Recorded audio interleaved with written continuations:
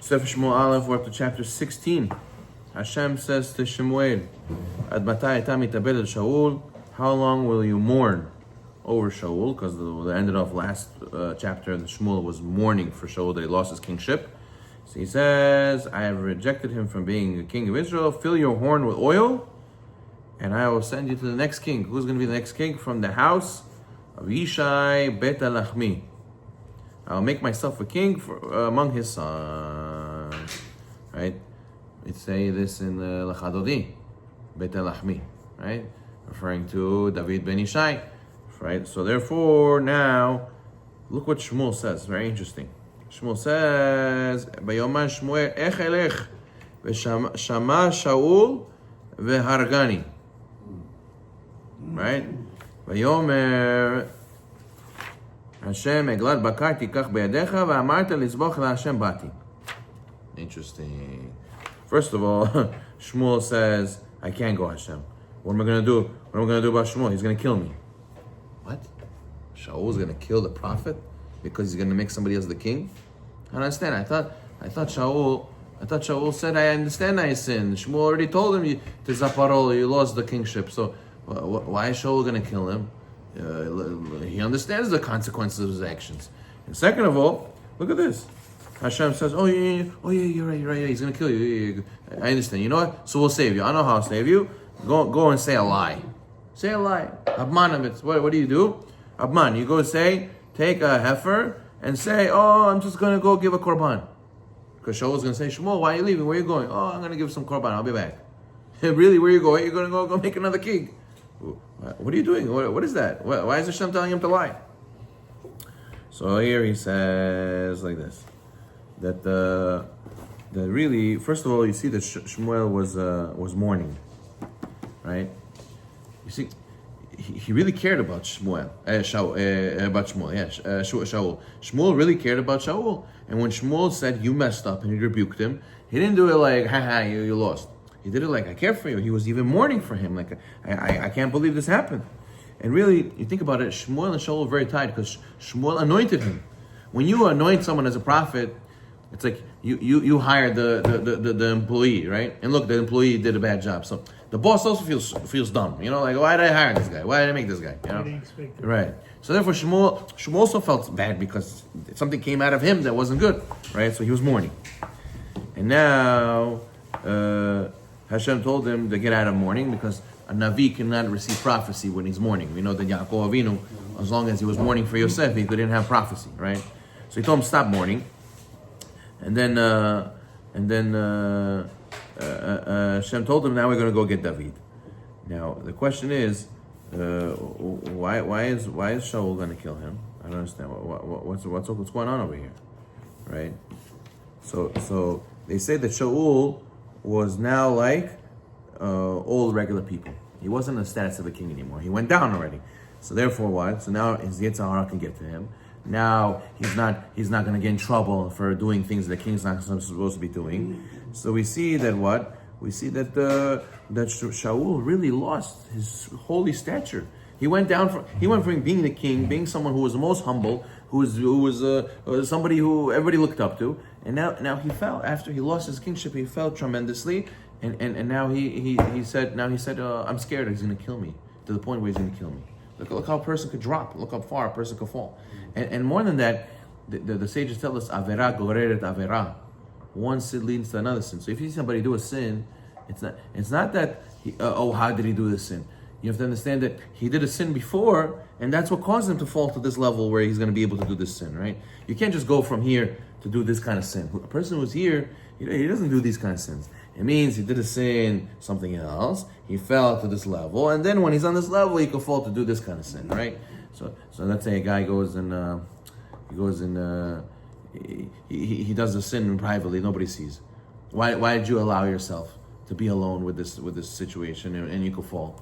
So, like for example, yichud, right? Yichud is a sin of itself, even if you didn't do anything. The fact you allowed yourself to be alone in the room, it's a sin. Why? Because this sin leads to another one.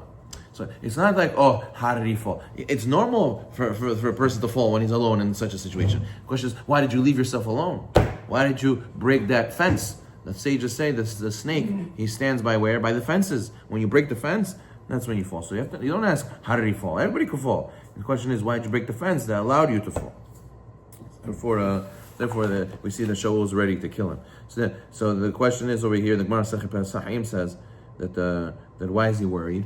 If Hashem sends you, Shluchei mitzvah einan nezukin. The sages tell us that the messengers of a mitzvah, they're protected by God. So why do you have to be worried about that Shaul is going to kill you? You're sent by God on a mission, so Hashem will protect you. So they say like the Shemuel was ordered by Hashem to anoint David. He says, how am I going to know Shaul is going to find out he's going to kill me? So why he's going to be protected? Why is he nervous? This teaches that a person cannot rely on Shluchei mitzvah einan nezukin.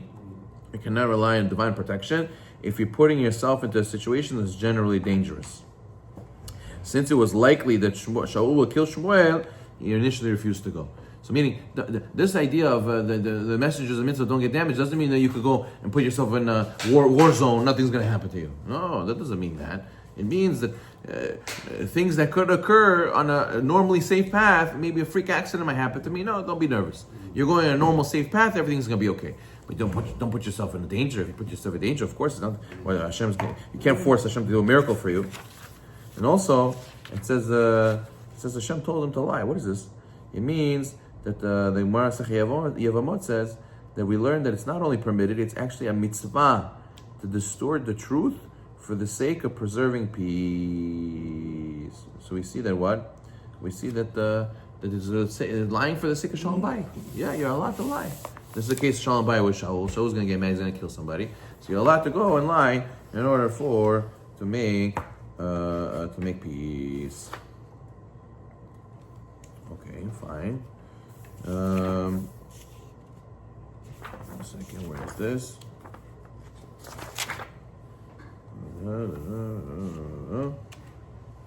Yeah, right. Okay, fine, good. Let's continue. So what happens? So now he goes and he leaves. So he says, he arrives in Bethlehem, Shemuel. They asked him, you come in peace, what are you doing here? He says, I came to give an offering. I need Yishai. He invited Yishai to the feast. And he says, when he got there, he sees Eliav. Who's Eliav? Eliav is his oldest son. Yishai's oldest son. And he says, the Shmuel saw Eliav. He looked handsome, he's tall. He was thinking to himself, wow, this is probably the king. He looks like Charosh Chilavek. And then Hashem says to Shmuel, Al tabet en marehu, ve'el gova komato, ki ma'astihu. He says, don't look at his appearance or his tall stature. I rejected him because he's not. He says, don't see what man sees. Man sees the eyes, but Hashem sees to the heart. So Eliav, no good. He says, Mastiu, he's maus, he's like disgusting. Why? Because he had a lot of gava. We're going to see exactly what Eliav's problem was, right? So the Gemara Sahim says Yishai presented his sons to Shemuel one by one. So what? Whose son is that? Eliav is Yishai's son. Yishai's oldest son. So the firstborn son Eliav, Shemuel says, oh, he looks good. He looks amazing. Hashem says, no, I rejected him. Why? So it says it means that Hashem sounds like the Gemara says, it sounds like Hashem wanted him, but then Hashem rejected him afterwards. So what happened? Why did he reject him? So the Gemara says that after this meeting, there was a fight with the Plishtim, right? And David's first sign of being king was he kills Goliath, right? So over there it says that in the battle of the Plishtim, Eliav got angry with David when he came to fight, and he rebuked him. He lashed out at him. So it shows that he suffered from the trait of anger.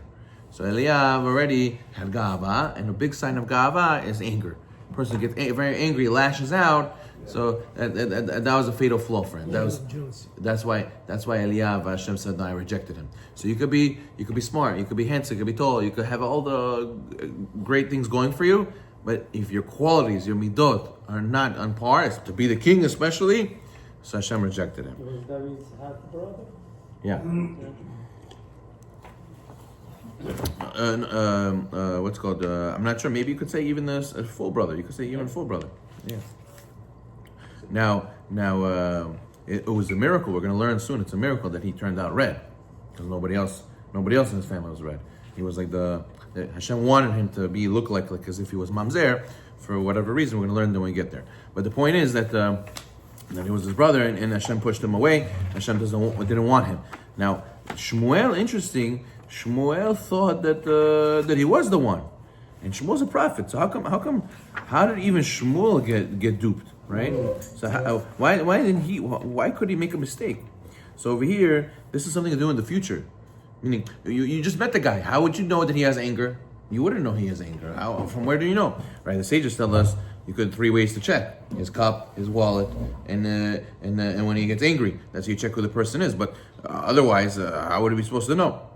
So Shmuel said. Some say that Shmuel thought that Eliyahu was worthy, and he says really, Shmuel, you could say he was just coming out of mourning, so he didn't have the Shekhinah with him. So his connection in the Nevuah wasn't so good. And also that a person has to know that there's something deep they say over here. Telling a person who he really is even higher than Nevuah. They could say Shemuel was a Navi and he thought the guy was good. So you have to even to be able to tell who a person really is. It takes even more than Nevuah, because look, Shemuel made a mistake. He thought he was good. So Hashem had to go and give him another prophecy specifically on the side. Oh, no, this guy's no good. And Shmuel's like, what? I'm a prophet, and I thought he was good. No, even that's why the Gemara says Chacham adif min Navi. A sage is a higher level than a prophet. Why?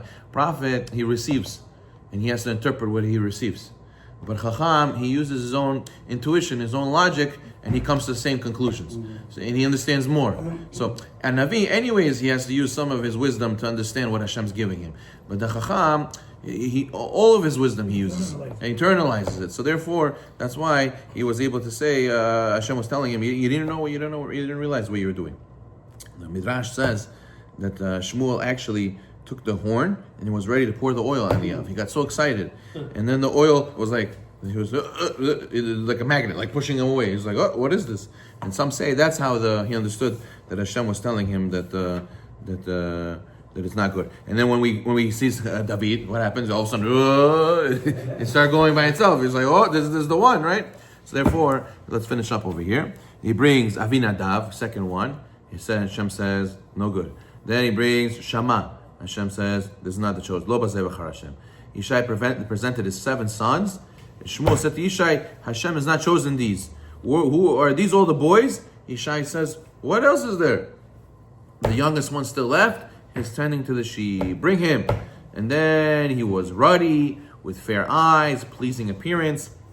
The oil is flying up. He goes and he pours the oil on his head. And then he says, from that day, David HaMelech will become David HaMelech. And we're going to... What? Why would the Shai say, what else is there? Yeah. So Shmuel said, are these all the boys? And he said, the youngest one is still left. He's tending to the sheep now. Shmuel says, oh, bring him. Meaning, Yishai didn't bring him. Yishai thought like, he's a lost case, right? We're going to learn why he thought like that. We're going to see the Midrash. But next time we're going to see that that's what the Hallel, right? Right? Even Ma'asu Abonim, Aitar Rosh Pina, right? The one that they discussed it ended up being the cornerstone. It's talking about David HaMelech.